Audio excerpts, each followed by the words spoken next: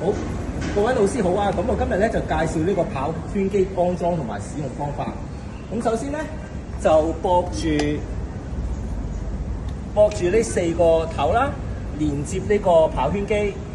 然之後咧就有一個充電俾咗你哋嘅，咁就連接呢個充電器，咁就得㗎啦，好簡單。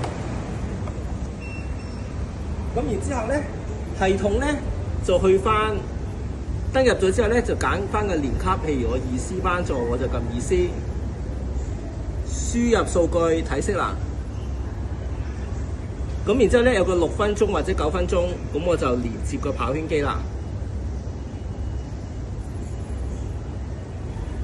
好，咁跟住咧，學生咧每個學生就有個號數，跟翻佢個學號，就可以夾落個褲袋度或者衫尾就得啦。咁你見到咧，我行近咗之後咧，佢就點個名嘅1號，係啦。咁然之後咧就可以撳開跑。